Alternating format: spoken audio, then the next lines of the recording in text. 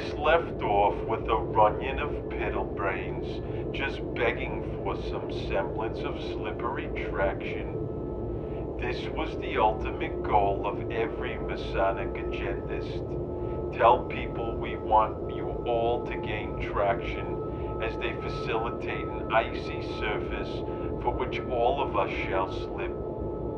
In this so-called modern age of groping, we see a new flagrant form of deception the world has always seen. Only now it's using an even more blatant bang you from behind methodology. Let us not forget the foreskinned forefathers and other manipulative leaders of the world. These people were almost all steeped in the knowledge of the so-called great work. Were these people as trustworthy as we think they were? Were they chosen in some way to see the prick-laying agenda through? We may never know the answer. In these so-called modern times, we now see an evil of sorts that no one wants to imagine or admit to. We naively believe that these powerful leaders in business and government are just lucky and successful on their own.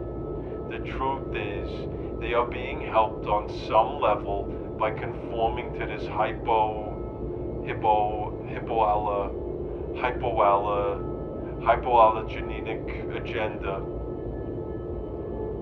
It's like the person who gives you a hug and then you feel their engorged genitals rubbing on you. You welcome the hug and think it's nice, but then you realize what is really happening. A creepy older fat man trying to get his rocks off on your unsuspecting tummy.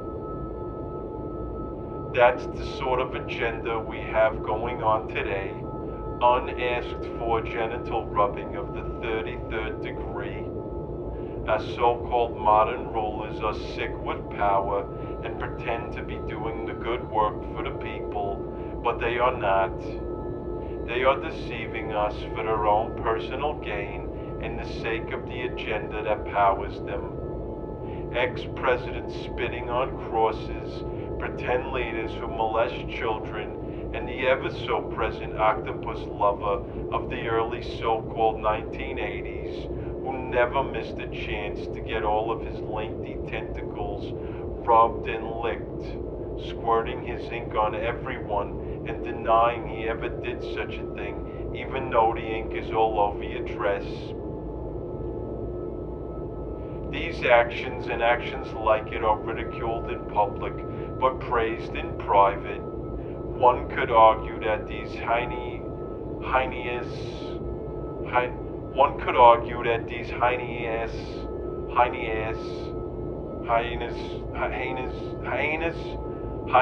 heinous acts actually fuel and propel these people into this sick reward system.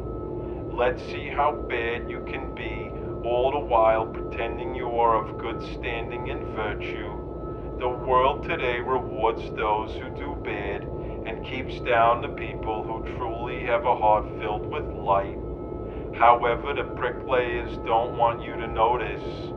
They want you to keep thinking that if you do good, you will be rewarded. Little do we know that they are lurking and planning in the shadows, perverting handshakes and the ancient knowledge that they use for evil.